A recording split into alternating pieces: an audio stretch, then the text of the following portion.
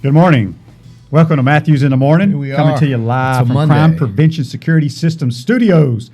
Large enough to serve you, small enough to care. The number to call is 352-353-7465. We get more texts than we do calls, so you're free to text that line as well. Program today, that's John Cornell. I'm Shane Matthews. All right, my This man. is Matthews in the Morning. Weekend. It's early. It was cold this morning. It was, but don't fear. Do not fear. Don't worry about your orange trees because we'll be heading back to the 80s by the end of the week. Well, good. And interesting outfit JC has on today. SMU got blasted in their bowl game, so I'm surprised you're wearing that. Well, but this matches this. And I was all about these guys on Saturday afternoon or evening when they played at New England and ended the dynasty. The New England Patriots dynasty is now completed and finished. I'm telling you, even though Tom Brady will come back, because there's no way he's going to end his career on an interception return for 6 on the last play of his career in New England at that stadium. I think they're going to have to rework some things, and I don't know what his Drew Brees' last pass in the game, interception too. Yeah, but his contract's not up in New Orleans. I know, Orleans. but it's kind of amazing. Two of the greatest quarterbacks of all time. Oh well, yeah. I mean, yesterday or this weekend, their last passes were interceptions. They were this weekend. That's right. And but the Titans, getting back to my glorious hat, behind Derrick Henry and some great defense, played New England and sent them packing. And this is great to see because now we don't have to listen to Belichick mumble after the game and all these New England fans. We don't have to deal with them. And now Tennessee heads to Baltimore in the AFC divisional playoffs next weekend, as does Houston head to Kansas City after a thrilling game with the Buffalo Bills. Did you watch that? I did. Before we get into the NFL talk, because I know that's the buzz, because there were 4 really good games. Well, we got to give a shout out. I thought all 4 games were pretty good. You like that Eagles game yesterday? Well, it was a one-score game. I mean, it's two bad football teams. Once Wentz went out, did you have any doubt who was going to win? Well, did you have doubt whenever they had the ball inside the 20-yard line 3 times? I did. And then score? I did, and that's. But anyway, we'll get into that. Okay. We got to give credit to the Gator basketball team.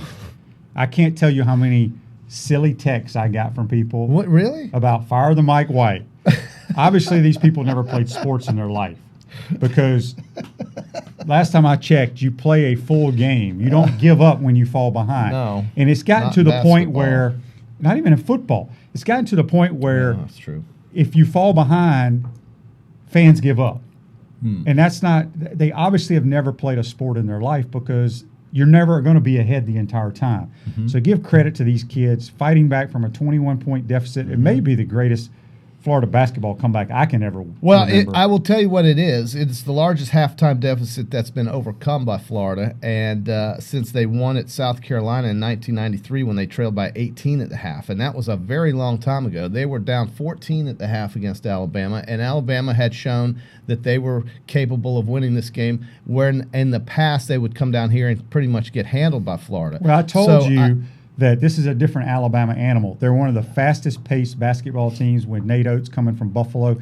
They get up and down the floor, and that's why we fell behind by 21. They knock down shots. They're going to take a million threes. They may not be great looks, but they're going to shoot them. Well, when they were down 21 and cut it to 14 at half, I felt like, okay, Florida's still going to end up winning this game. Only because I did because I. You aren't one of those guys that I'm not one of the no, but I'm not one of the guys who believes in Alabama basketball right now just because they have a new. It doesn't matter if it was Alabama.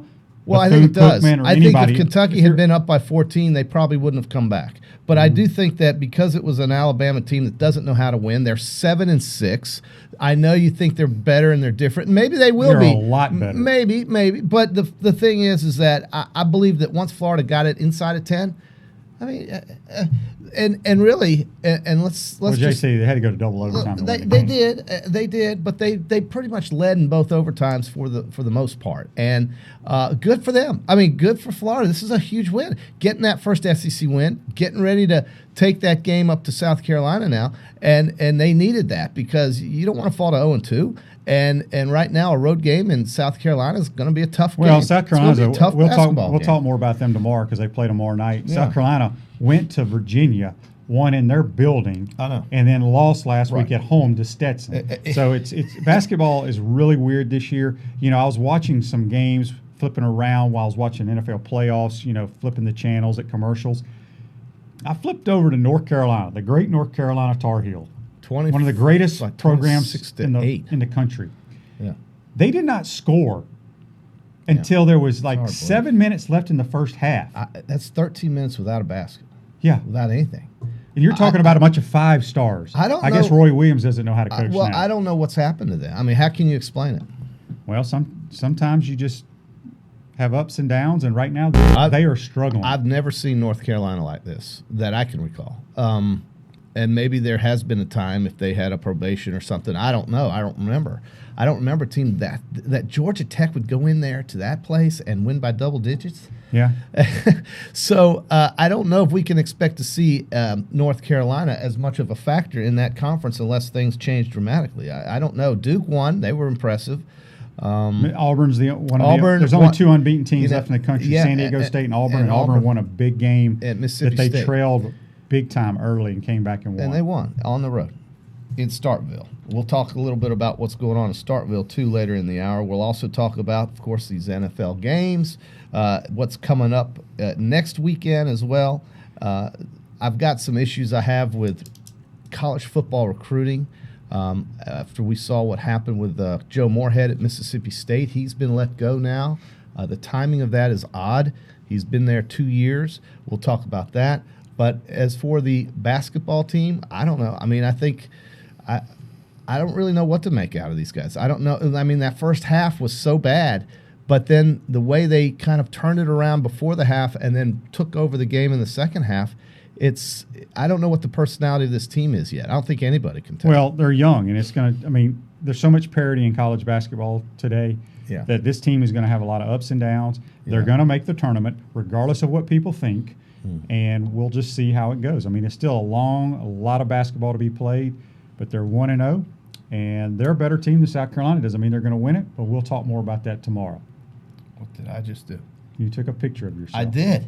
I didn't mean to. So, JC, you obviously didn't like the Eagles-Seahawks game. I thought it was boring. Well, first of all, neither one of those teams need to be in the playoffs. They're both horrible. Well, listen, but you put 6 teams in. Each conference has 6 teams. And what I would love to see them do is change the way they seed these teams.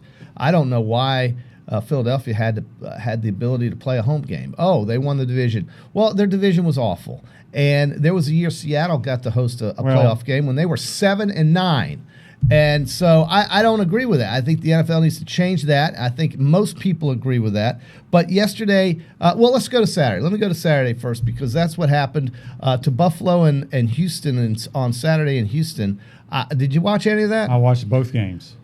Well, why is it that Josh Allen has a hard time holding on to football as he moves? Is it because of the way he moves, or is it because the ball slips? He just turned it over. But there's about 3 or 4 plays you can always go in any sporting event and say those were turning points. One of them was at the end of the game, and all the games kind of run together right now. You can correct me if I'm wrong. I think they were up 16-0, and this is when they ran some kind of. I can't remember if it was a reverse or whatever, but their right tackle, who's a rookie, they called I call it a peel-back block, and they called a penalty on it, and that was a first down. So anyway, and then Buffalo had Houston backed up 3rd and 18, played a soft too high. They checked it down, and they make 18 yards, and then a few plays later, Houston goes on and scores, and they go like 90-something yards. There's so many of them. Deshaun Watson made an unbelievable play. But it's just it's a shame. I thought Buffalo dominated that game, but they kicked field goals and didn't make enough plays. That's what Ohio State's problem was. They kicked field goals, and they didn't put the ball in the end zone. But there was also a penalty that I didn't agree with. I guess it was that illegal block, which I didn't see anything illegal about it. You can't peel back and hit a defenseless defender anymore, like the blindside blocks. It wasn't a blindside. He hit him face on. So no, they still call it like a peel block. It's hard. It's a hard call to make, I think, but they made it. And Buffalo loses again. What's new? Houston now goes to Kansas City, and the Chiefs better be careful because even though you may have thought Houston should have lost that game, when you win a game like that in the NFL playoffs and you move on, you become extremely dangerous because now you've got a game under your belt in the playoffs. While Kansas City was on the sofa watching, they've now got to get ready to go. Houston's already charged up and ready, having already played, my man. I know you laugh about this, but how many times have you seen the team that took the week off look like crap in the divisional playoff round? Well, you were part of one of those teams, and I just think that it's amazing to me how dangerous Houston can be now. I would almost say that even though Kansas City, with all of their weapons and their revamped defense under Steve Spagnuolo, should be favored in this game, watch out because Houston's already beaten them once there. Yeah, I'm not. Houston just doesn't play good enough defense for me. And if you can contain Deshaun Watson and not let him get outside the pocket, if you keep him in the pocket, I don't think he can beat you. Well, we'll see. That's one of the AFC divisional playoff games. The other one involves Tennessee, right here, baby, at Baltimore. It's hard for me to see Baltimore losing with how well they played, but, man, let me tell you something. Last year, and I know Lamar's a different player, and he is the MVP, flat out, no questions asked. But, boy, the Chargers locked him up last year in the playoffs, and I don't know if that's anything to be concerned about if you're a Ravens fan. I think Lamar is tremendous. He's a different player. He's obviously a better passer than what we've seen in his previous years. But Tennessee is the kind of team that is sneaky good because they can run the ball and keep Lamar on the sideline. So we'll see how that works out for them. They're probably going to be an 8 to 10 point underdog. I haven't even checked that. Well, checked that? I will say this. Tennessee. Have you checked that? No, Tennessee played the way I thought they would play in this game against the Patriots and did exactly what I thought they would do to the Patriots. Yeah. For whatever you want to say about the Patriots this year, I thought they were the most overrated football team in football this year. Well, they played in a terrible division. They never beat anyone, and everybody talks about this great defense. I didn't think their defense was great. They only beat 2 teams. They have one good player, well, 2 good players in my opinion on defense. Stephon Gilmore, maybe the best corner in football, and then Vanoy is a very good player. But here's the thing. They got out-coached and they got outplayed. What Mike Vrabel did from his game management to me was phenomenal. I don't know if people saw what he did when they had to punt late in the game. He took a couple of delay-of-game penalties. Yes, I saw. And an illegal procedure penalty that took almost 2 minutes off the clock. That was brilliant. Never seen it done before, ever.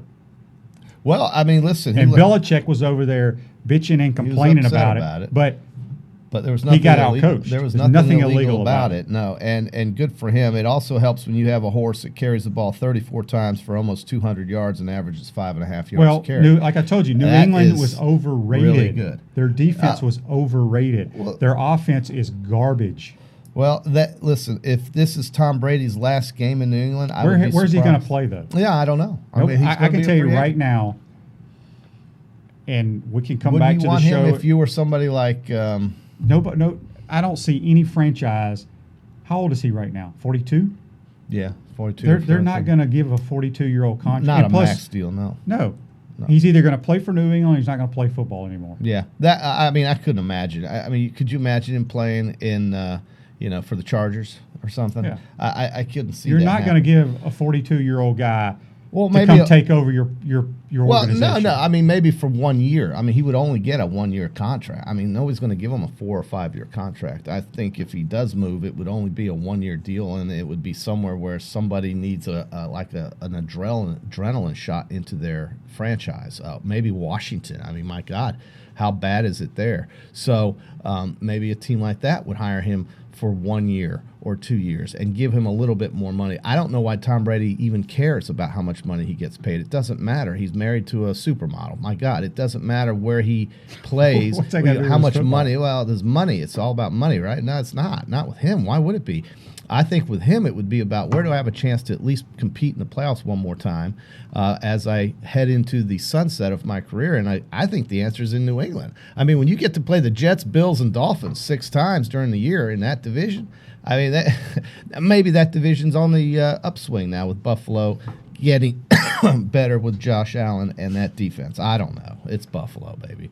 This is Matthews in the Morning, coming to you from Crime Prevention Security System Studios, large enough to serve you, small enough to care. If you want to send us a text, we got a couple that just popped up, 353-7465. We're going to take our first time out of the program. We're going to come back. We'll talk about the NFL games that happened yesterday.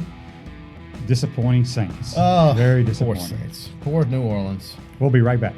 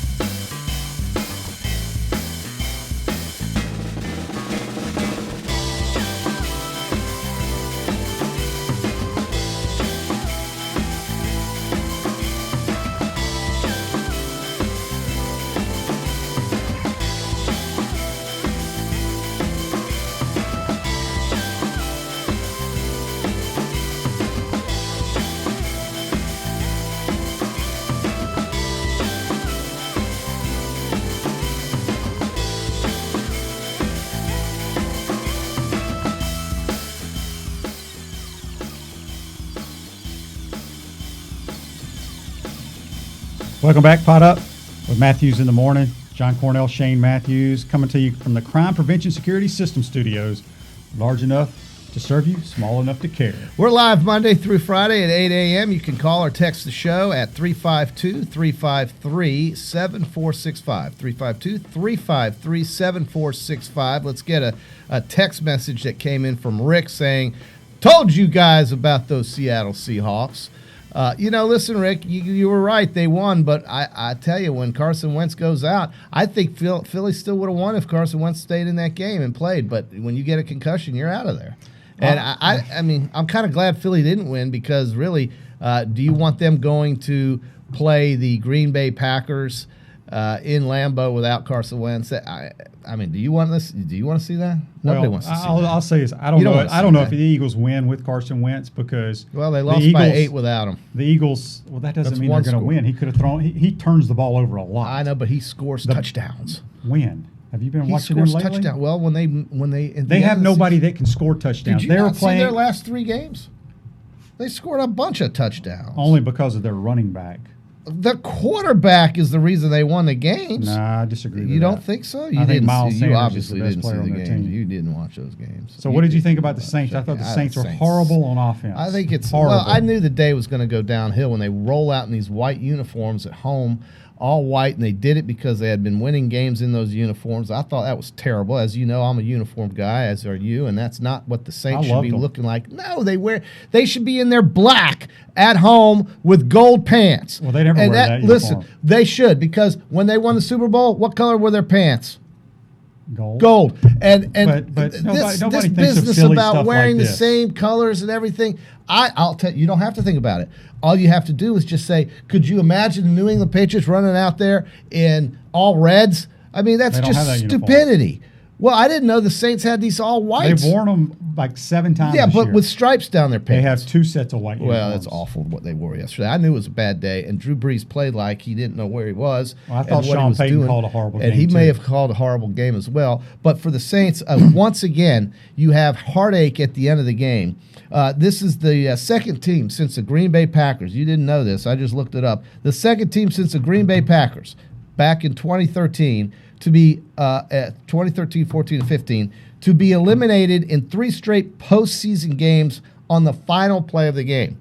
We saw that happen in 2017 in the divisional Minneapolis Miracle divisional playoff game. We saw that happen last season in the NFC Championship game against the Rams. And then, of course, Kyle Rudolph on 3rd down and goal, where that if they hold him to a field goal, they would have had a chance to come back and win the game. Awful. And, Drew Brees fumbles the ball in regulation going backwards on 3rd down when they were trying to drive to win the game. It's just it was just not meant to be. You just complain about Josh Allen fumbling the ball. Well, I know, but Josh Allen is a rookie, or not a rookie, but he's a young player. Drew Brees is a Hall of Famer. I don't know. I guess that kind of thing happens. But my God, Shane, I mean, the Vikings, give them credit, man. Oh, they dominated Look at the the game. way they played defense in that game. Mike Zimmer, you tell me he's not a good coach? Boy, he is really, really a good game planning defensive strategist. The Vikings controlled the line of scrimmages on both sides of the ball. They won the game. I was surprised because the Vikings are depleted in the secondary. Yeah. And the Saints should have been able to take full advantage. What happened? Well, first of all, they couldn't get the ball off. They pressured Drew Brees with a 4-man front. They didn't even have to blitz, and he was sacked several times under pressure. But yeah, give Kirk Cousins a lot of credit. A lot of people, the guy's never really won a big playoff game. I thought he played very well. Now I can't wear my Saints hat now. I mean, you can still wear it. You wore your SMU sweatshirt and they got blasted. Matched this. That's the only reason. I already told you that. But the Saints losing in New Orleans, I mean, their path to the Super Bowl was pretty improbable anyway. They would have had to go and play in the sub-zero temperatures of Green Bay next week, and they probably wouldn't have done well there. But then if they had, they would have had to go to San Francisco. Now it turns out that the Vikings, as the 6th seed, go to San Francisco, and the Seattle Seahawks will play at Green Bay. And who would have thought this? If Green Bay comes out and lays a dud like the Saints did yesterday and Seattle wins, and then Minnesota upsets San Francisco, the NFC Championship game will be in Seattle. So it'll be the first time ever, I think, a 5 and a 4 play each other for the championship. Yeah. Well, Minnesota's a 6. 6 and a 5. 6 and 4, whatever. Well, they're a 6. Okay. So Minnesota, they're a hell of a good 6. They remind me of when Green Bay was a 6 and actually went to the Super Bowl. So, it can happen in the NFL. You catch fire at the right time, your quarterback doesn't screw you, and you win football games. And Kirk Cousins made 2 great passes in the overtime period. Let me get to the overtime period with you. Do you like the way the NFL does it with the coin flip and the touchdown scorer wins the game without? I mean, this is an instance where the Saints, Drew Brees didn't even get the ball in overtime. This is kind of like, to me, this is like saying well, let me think about this. But I had a great analogy, and it slipped my mind. More things are happening like that here lately. But really, do you like the idea that the NFL does this overtime? No, I think it's the dumbest rule in sports. You think it's the dumbest rule in sports? That's yes. pretty broad statement. Well, can you think of one that's there's a lot of dumb rules. Dumber than that? No, that a coin flip decides who gets the ball. Well, our argument is we'll hold them, play defense. Don't let them score. No, I think they should. I think the NFL, because both teams should be able to touch the football. Yeah, I think they should. They should do some type of version of what the college game is. But put the NFL on the 50. Start them at the 40 or 45, 50, somewhere in there. I mean, the field goal kickers are so good in the NFL, you can't start them at the 25. And I would almost say in college, put them on the 40. I mean, I wouldn't be against that either. Put them on the 40. But yeah, I mean, this is crazy how this seems to happen. And Minnesota made 2 big plays.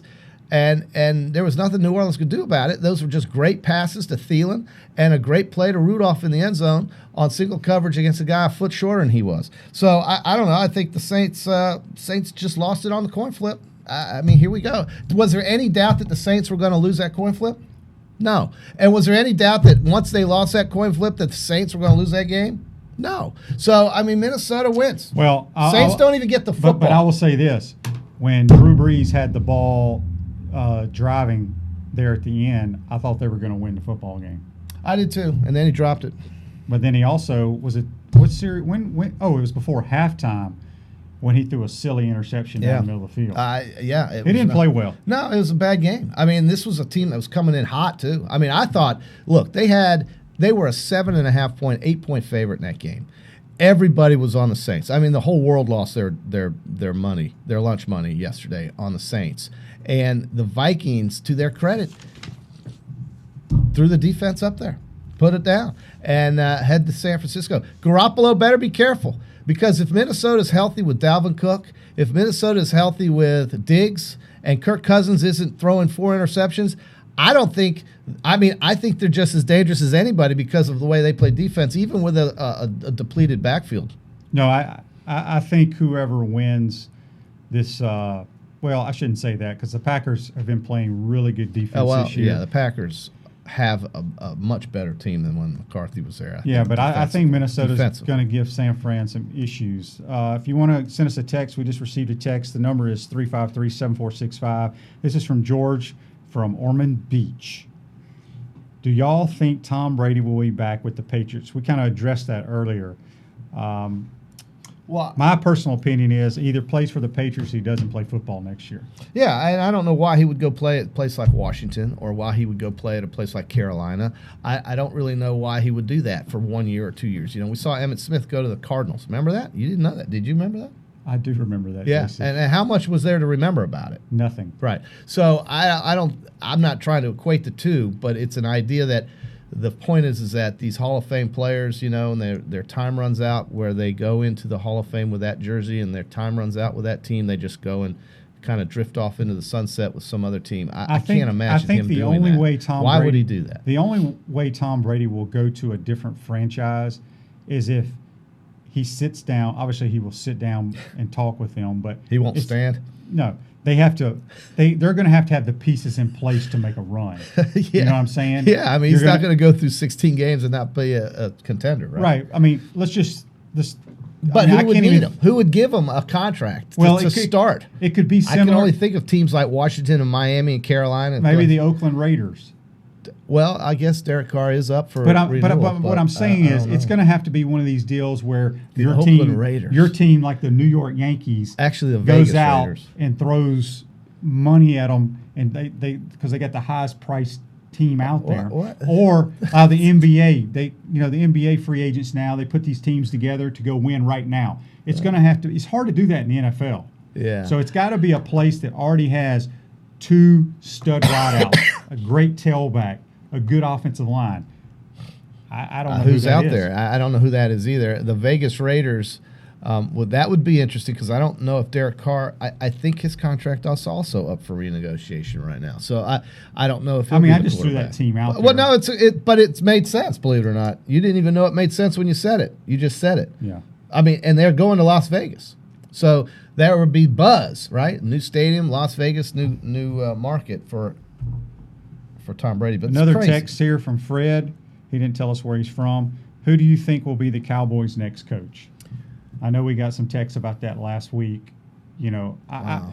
I'm pretty sure. They interviewed Mike McCarthy, former Green Bay Packer head coach.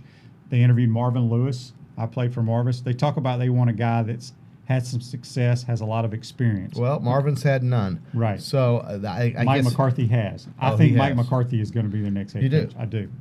You don't think it'll be a guy from college? No. It's an NFL guy. I think it'll be an NFL. Well, he had a year off, and I think that was good for him. And he is proven, but he also had Aaron Rodgers. So I don't know. We'll see what Mike McCarthy and the Dallas Cowboys come up with if that indeed is a candidate. Ron Rivera got hired by Washington. Do you have any thoughts on that?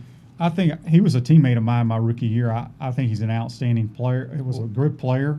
I think he's a really good coach. I think he's a player-type coach. I think he'll be okay in Washington. He's going to get micromanaged, but everybody does there. But he hired Jack Del Rio as a defensive coordinator, who I think is a good defensive mind. It's all going to come down to how the quarterback plays, Dwayne Haskins. So, yeah, and that's. I don't know who he's hired. Has he hired an offensive coordinator yet? I don't know. I haven't kept up. Maybe you should ask Chris. He'll probably bring North Turner. North Turner. Oh, Lord. More retreads in the NFL going to Washington. Let's see if they can last more than 3 years.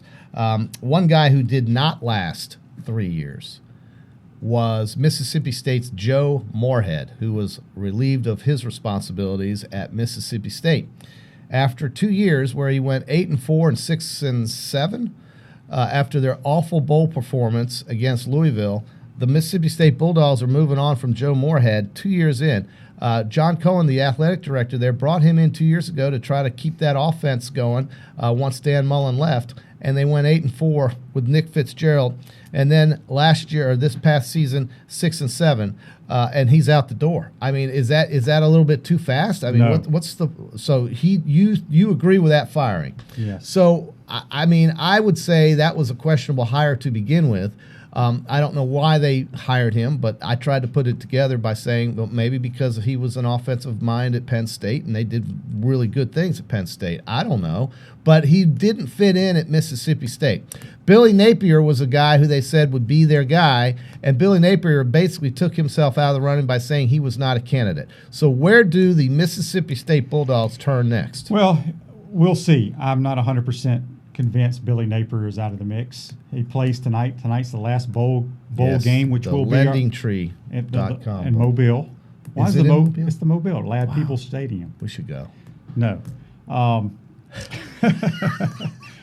But We could do the podcast from that's going to be our contest for the Holiday day. Inn. If you want to send your score for the contest. Lafayette, Oh.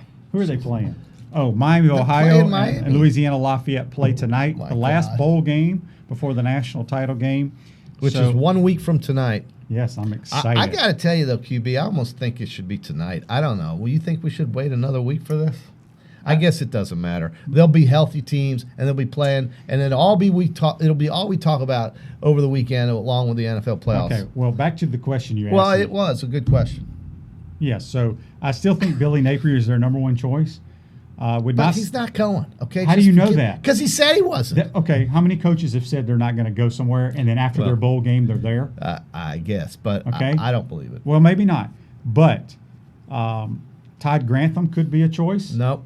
Bad idea. I don't think I don't like Todd Grantham as the head coach at Mississippi State.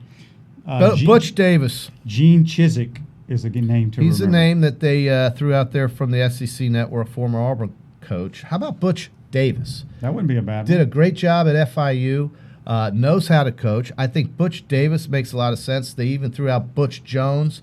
Oh, Lord, that would not be a good Well, one. he did win 10 games at Tennessee one year. But Butch Davis, to me, would be a pretty natural hire. Another name that's been thrown out that we might hear more about next week after the LSU-Clemson game is? Joe Brady. Sure. So, I mean, what do you think about that?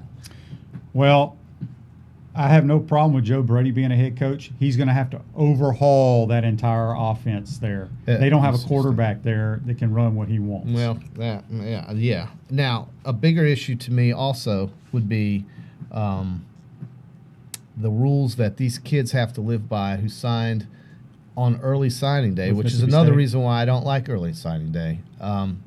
Now they're stuck without knowing who their coach is. Is that right? I don't think that's right. I think the NCAA should adjust that rule. Well, I think they should say, okay, in that situation at Mississippi State, because the majority of those kids came to play for Joe Moorhead.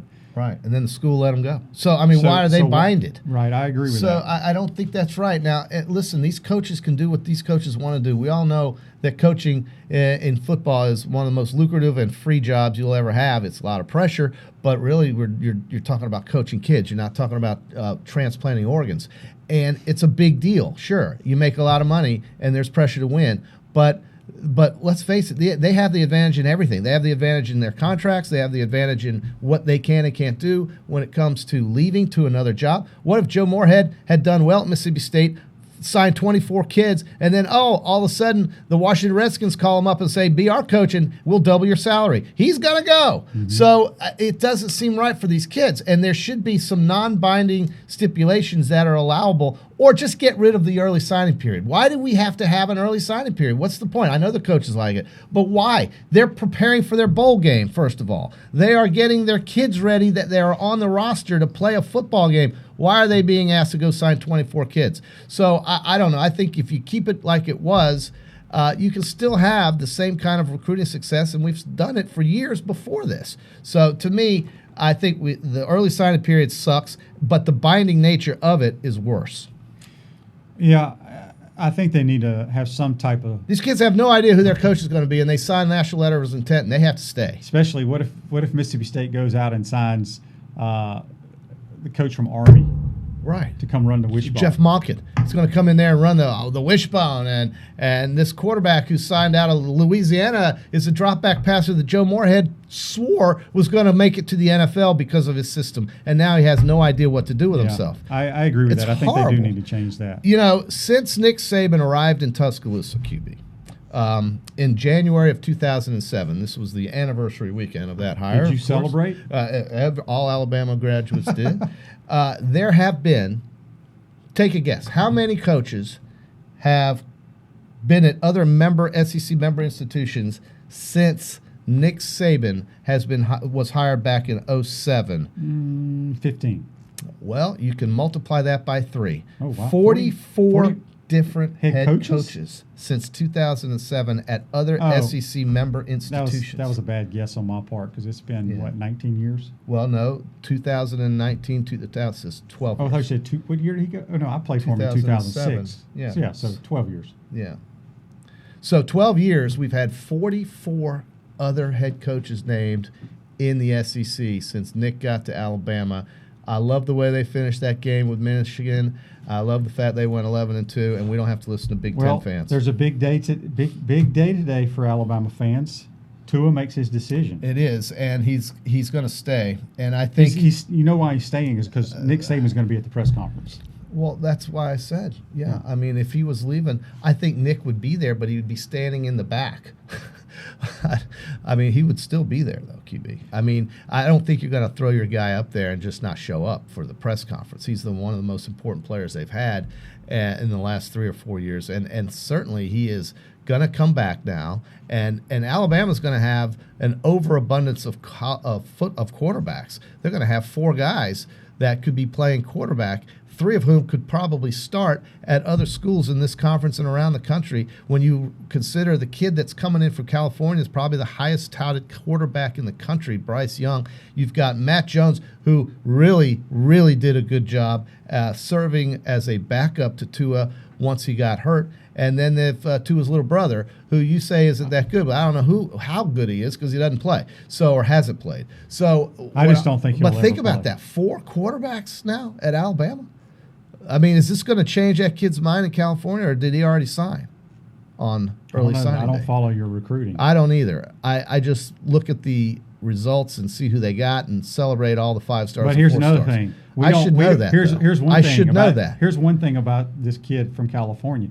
We don't know if he's ever going to play it down. Well, we don't know, but he's supposed to be a superstar. Well, so was Blake Barnett. Sure. I mean, I get it. What happened to Blake Barnett? Right, he played right. for like 5 different schools. No, he's horrible. But I think you know, when you look at what this dual option guy could do out there, he's going to be, you know, everybody wanted him, right?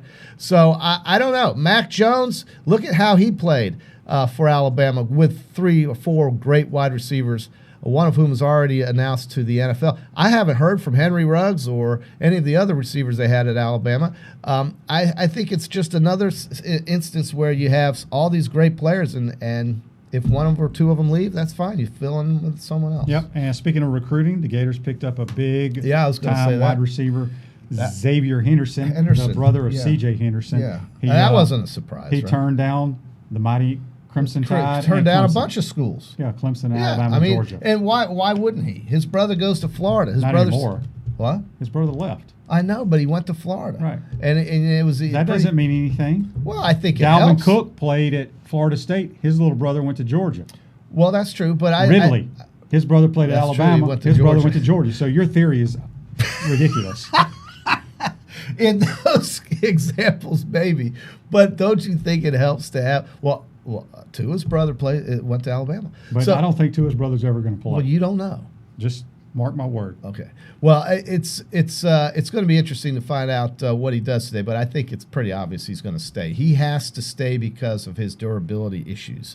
And What if he gets hurt next year? I know. I mean, it's a chance you have to take. But the money drop-off is so significant from being a top 15 pick, say, in the first round to being a 3rd or 2nd round pick that it's almost worth trying because the insurance he's going to get is going to be massive. And if he gets hurt again, that insurance policy, which the school now can pay for, it used to not be that way, but now the school can pay for it.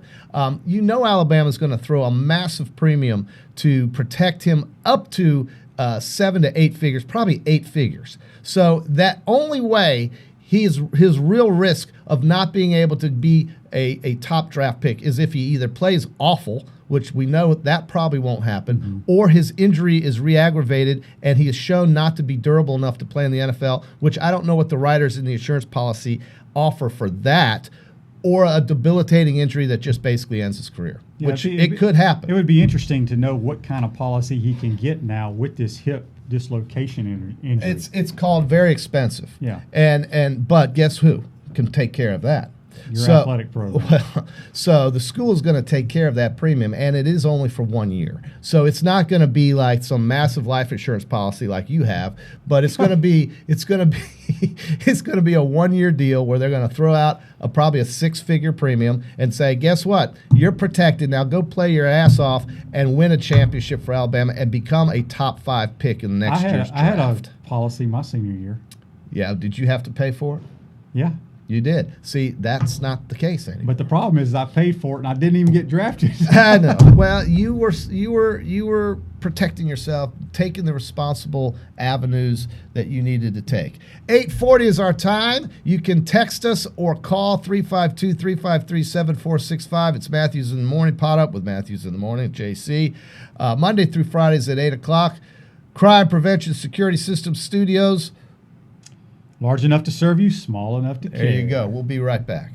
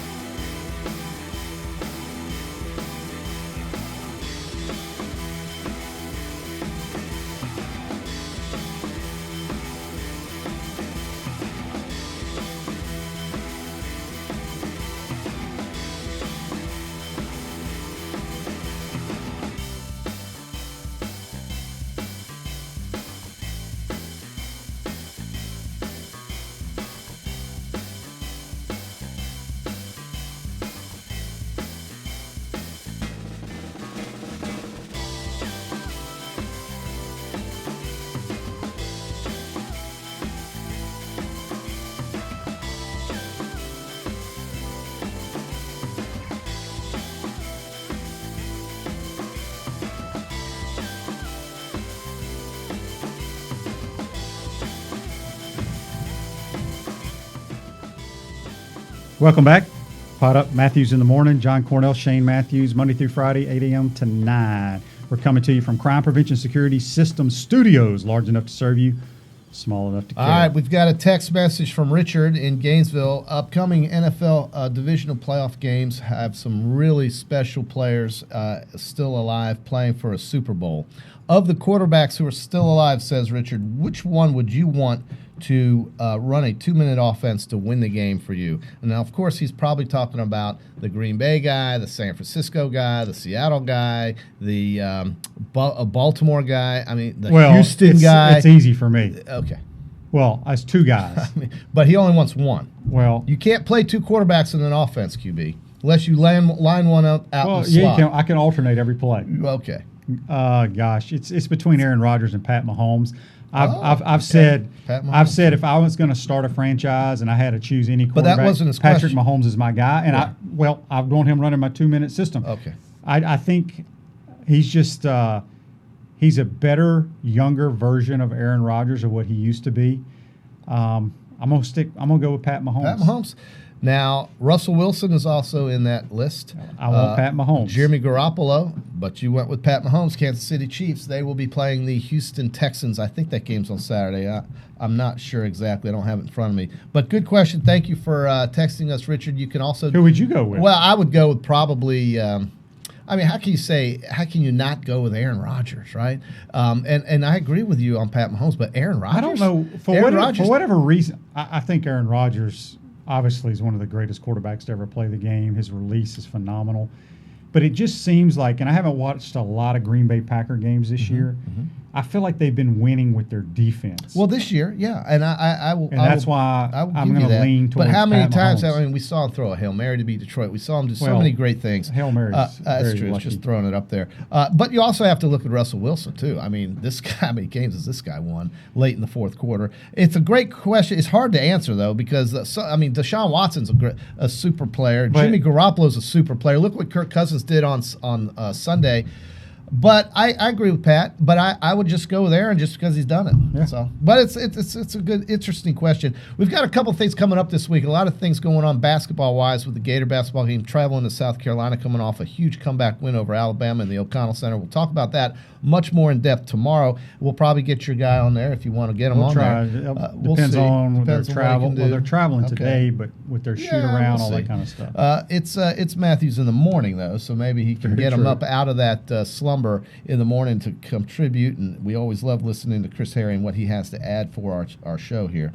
But the other thing I was gonna mention was, I don't know if you saw this or not, but once football ended, you had the great ability to just flip a channel and go to the golf channel and watch the finishing round at Kapalua, where Justin Thomas hit a shot on 18 that which is a beautiful hole. Stunned me. Oh, it's you could land. We had it. We were in Kapalua. We were in Kapalua Friday the other day. But maybe we can go there now. Let's just snap our fingers or twitch our nose and pop up in Kapalua if we could, please, Taylor. That shot he hit, you didn't see it because for some reason you weren't able to see it. But I'm telling you, on 18, it's a par 5. Okay, It's downhill par 5. Many of them can reach the front of the green in 2, and some can even hit it through the green in 2, depending on where they drive the golf ball on this massive fairway. And it's massive. But Justin Thomas hit a shot with a one-stroke lead into the penalty area on the left side of the green, where he basically just yanked it from the fairway, giving Xander Schauffele a chance to win the tournament by 2-putting. And what do you think Xander does? He 3-putts. Justin Thomas escapes. So then Patrick Reed, who had finished an hour earlier, sitting in the pro shop or wherever he was sitting, was at 14 under as well and had made a long birdie putt to get to that point. Wasn't even really thought of to be a factor. Ends up in a 3-way playoff with Justin Thomas and Xander Schauffele. They played 18 3 times. The first time they played it, they all tied. They come back and play it a second time. Xander Schauffele, again, on the front of the green. Justin Thomas is off to the back by the seats, and Patrick Reed is, 50 feet away in the middle of the green. And Xander, but he was there at 3, and Xander, all he had to do was 2-putt, and he ends up 3-putting again. Patrick Reed 2 putts.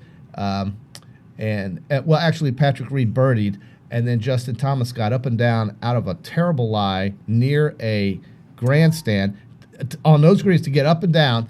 They go to play it the third time. Justin Thomas, Patrick Reed, and JT birdies after hitting a shot fat that barely cleared the penalty area by no more than 10 feet. But that set him up with a sand wedge from about 105 yards, and he stuck it to 3 feet. And Patrick Reed, to his credit, laid up and then had to chip up, and he stuck it to 8 feet. And the difference was that he missed and Thomas made. And that's how JT wins his 12th golf tournament since he started playing professionally. And QB, here's a great stat for you. Patrick Reed guy? No, I don't really like him. I don't think he's very popular on tour, but he does play in the President's Cup and the Ryder's Cup and all these cups. But I don't think he's one of the more popular guys. But I tell you, one guy who is popular, former Alabama golfer Justin Thomas, is a very popular player. And here's golf trivia. Name the last 4 players, Thomas is included. Name the last 4 players with 12 wins under the age of 27. Name them. Go. You know one. It's very obvious. I do.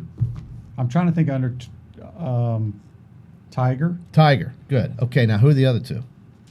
This could Under be what difficult. age? 27? Under the age of 27. There are 4 players who've done it. Justin Thomas and Tiger Woods, of course. Jack Nicklaus? Jack Nicklaus is one, but you'll probably not get this Sam one. Snead. Yes, you saw my picture. No, I didn't. How did you know it was Sam Snead? Because Sam Snead and Jack and Tiger are like Cheater. part of every trivia question there is. You used great reasoning there. That Yes. was tremendous. Even though you didn't know, you reasoned it out. Tremendous effort there, QB. You birdied that question. I did. And so JT, who is 26 years old, and Tiger, who was 20. Anyway, they all were under 27. They won 12 wins, and Justin Thomas is the latest to do that. And way to go, man. And this week they play what is it still called the Sony Open? It is, and they just change islands. They go to the Big Island now. This was at Kapalua, I think, is on Maui. I think we need a Hawaii correspondent, but I know the next tournament's on the Big Island, where they have the big mountains with all those cool houses looking down, and those trees that look like a W. Well, this is one of those tournaments where they shoot like 24 under par. Well, it is. I mean, can't it's stand right. those. Some guys don't really care to play that tournament. They just leave after the initial tournament that we saw yesterday, where the winning score was 14 under, which is a good score. I mean, so that was really entertaining to watch. I love, by the way, I love when they go to extra free golf. Don't you love that? Mm-hmm. Yeah, I mean, that was fun to watch. And I just thought I'd throw out that. See, the show prep, QB. I mean, it gives you. I like it. I got your question though. But you did, even though you say you didn't. Speaking of, we got to do the play of the day. I don't really have a play of the day over the weekend. It's kind of the players, and I'm gonna give it to the Florida Gator basketball team for coming back from 21 down. You were really excited about that. Well, I'm a First big. game of the I year. like Mike White. First A lot of SEC Gator game. fans have been really hard on him, but. Tell me this. Why would they be hard on him, and what do they expect? Give me the expectation level of Florida. Everybody wants to compare him to Billy Donovan, but he's done more in his 4.5. Well, he's been here 4 years. This is year 5. Okay. He's done more in those 4 years than Billy did. And people need to remember Florida is not a First 4 basketball years. school. Not a basketball school. What Billy did here was phenomenal. But That's hard to believe, isn't it? I mean, you win national titles 2 out of 3 years in the 2006 and back-to-back. 2008. Oh, I'm sorry, back-to-back. Yeah, I'm sorry. Yeah. You win back-to-back championships, and you're still not a basketball school. What is that? Is that culture? Is that location? Okay, What think is of this. JC, you are a point guard coming out of Buchholz High School, one of the top kids in the country. Yeah. Well, who's on your list? Well, a lot of them, but No, who is on your list? Kentucky, Duke. North Carolina, Duke, Kansas. Whatever, but if I lived in Gainesville and Billy Donovan was coaching and the Gator basketball team was going to the Final 8 or the Elite 8 and the Final 4 on a consistent basis, why wouldn't I think about going to But they Florida? don't go. But they're not a blue blood for college basketball. But see, that's my question: is you win back-to-back national championships? that and was you're not 11 years ago. That's not that long ago. I understand that, but what I'm telling you is, okay. UCLA, are they a basketball school? Okay, my point When is. did they last win? my- 15 years ago? No, I didn't 20? put them in the list. My point is. But they're a if blue you're- blood. Okay. John Wooden, Lou Alcindor. Okay, I mean, but who? It's the same. It's the same in basketball recruiting as it is in football. It's the same top 5 or 6 schools every year. well. But Mike I White, don't know. Mike White got 2 5-stars. He's done a tremendous job, and I think he's a good basketball coach. And they are going to get better. They will make the NCAA tournament, and that's the goal of every team. It is. I mean, I'm not telling you they need to fire him. Why do you think I'm trying to fire him? I'm not trying to fire him. Well, you're not going to be the one to fire him if he were to get fired. But the Gator fans, I don't know what they expect when it comes to basketball. It just makes no sense to me. Well, I think they got spoiled when they won back-to-back championships. Okay, but And the Billy guy has Donovan been was to the NCAA tournament 3 of his first 4 years. Mm-hmm.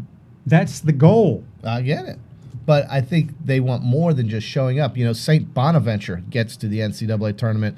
Texas Tech gets to the basketball tournament. He's won 3 first-round games. 64 teams go to the basketball Went tournament. to the Elite 8 a couple of years ago. That's more important to me. I don't care about this field of 64. Anybody can basically make That's that. not true. Your school doesn't. Well, my school doesn't care. Okay. But Florida should care. They have a winning Why doesn't your school history. care? Because they have never won. You have to win first at a place like that for people to care. And they don't win. I don't know why. Whit Sanderson used to own the SEC basketball tournament, but he couldn't win in the big dance. So to me, listen, I think fans want to see progress, and progress isn't just making the tournament; it's doing something through the tournament that makes getting to the tournament is the number one goal. That'll be a wrap on a Monday show. We'll talk more Gator basketball tomorrow. That's John Cornell, Shane Matthews. You've listened to Pod Up with Matthews in the Morning. See you tomorrow. All right.